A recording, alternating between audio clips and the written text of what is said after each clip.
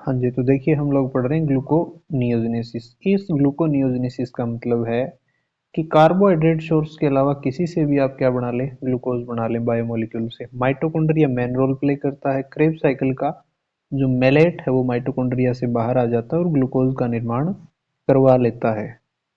Mitochondria से बाहर आने का मतलब साइटोसोल में आ जाता है बस। तो शुरू करते हैं। यहाँ एक तो है माइटोकॉन्ड्रिया, जहाँ से क्रेब्स साइकिल उठाना है हम लोगों को, और फिर एक रहेगा इधर साइटोप्लाज्म। साइटोप्लाज्म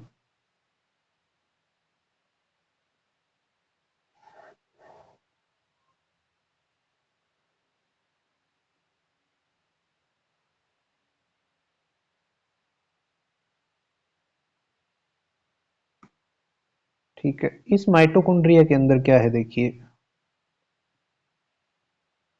कोई कीटोजेनिक अमीनो एसिड है, मेन इन्हीं से होता है। ग्लूकोजेनिक से तो हाथों हाथ बना ही देता है। कीटोजेनिक अमीनो एसिड है कोई, इससे बनता है एसिटाइल कोएंजाइम ए। क्या बनता है? एसिटाइल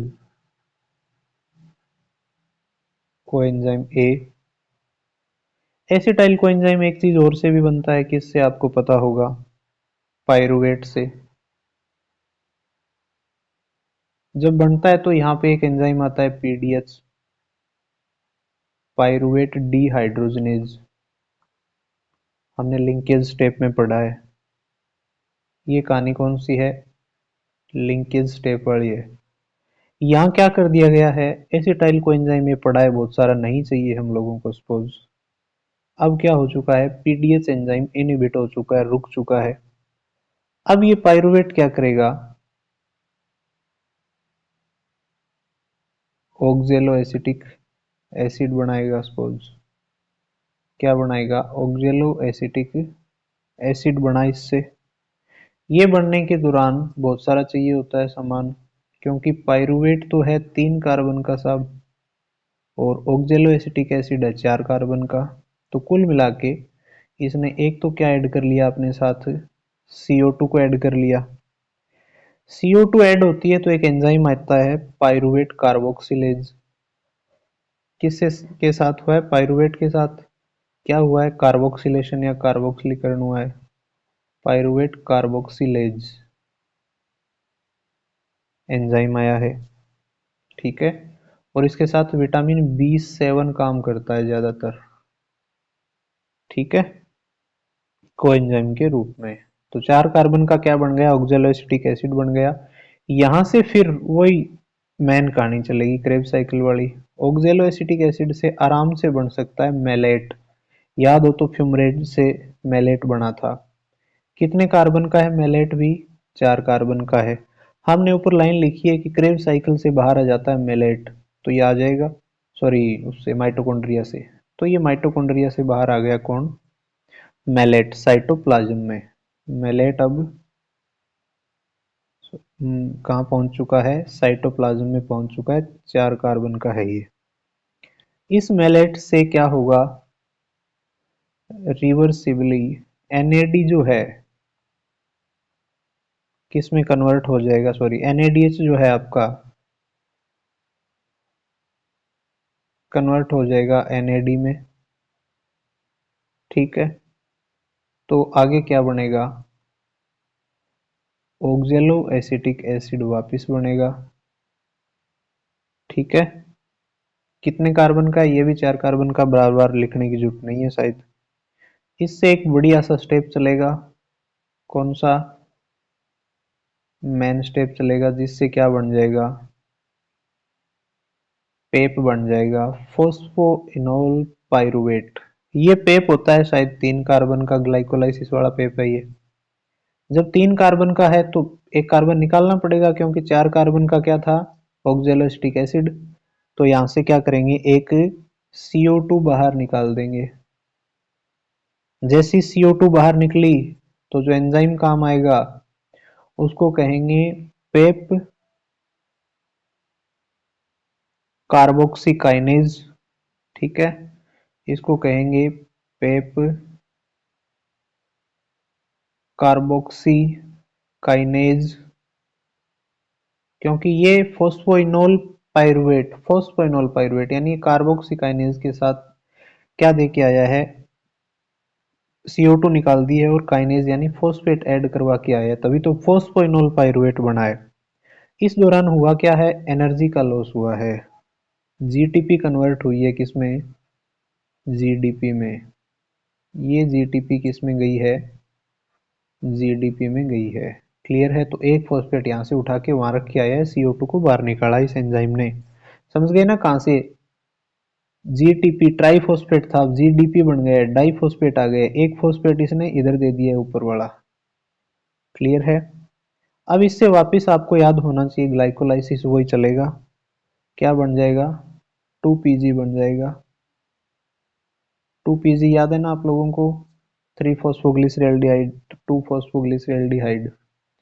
2PG से क्या बन जाएगा, 3PG। अब मैं ये नहीं लिखवाऊंगा कि यहाँ म्यूटेज एंजाइम आया था, याद होना चाहिए वो तो आपको। इस 3PG से क्या बन जाएगा, 13BPG, 13 फॉस्फोग्लिसरेल्डिहाइड।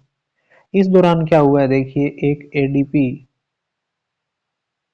किस में कन्वर्ट हुई है, ATP में कन्वर्ट हुई है। ये जो आपका 13 बिस फॉस्फोग्लिसरेट है, ये कन्वर्ट हो जाता है PgAl में, किसमें, फॉस्फोग्लिसरेल्ड। उल्टा ग्लाइकोलाइसिस चल रहा है, कहने का मतलब ये है।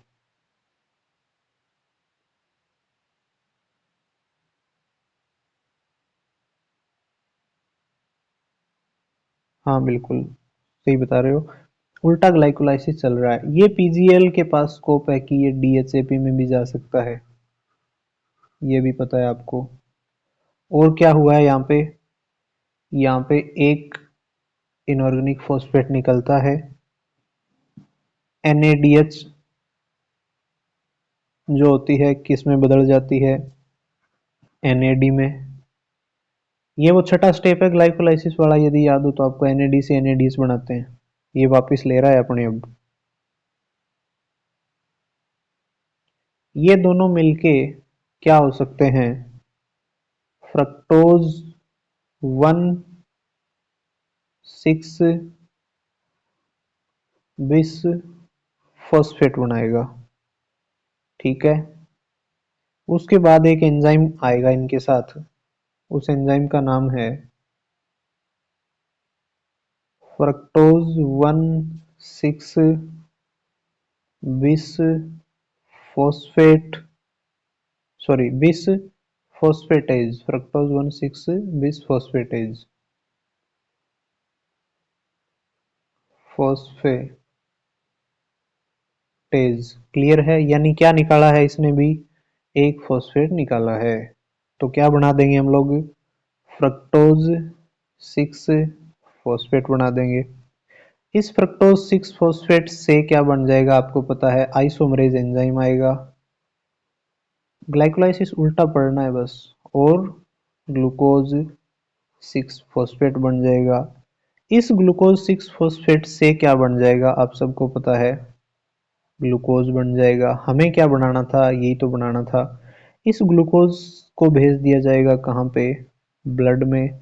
ब्लड में भेजने के बाद ये अलग अलग बॉडी ऑर्गन को चला जाएगा और क्या दे देगा, एनर्जी दे देगा, वहां उनकी सेल में जाकर ATP बनवा देगा।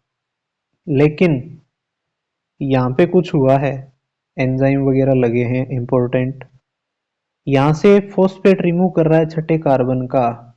ठीक है, तो यहाँ जो एंजाइम आएगा वो आएगा ग्लूकोज 6 फॉस्फेटेज। पहली बात तो अगर जोड़ना होता तो काइनेज आता, वो नहीं है अब। ठीक है जी, और ये चल कहाँ रहा है, SER के साथ।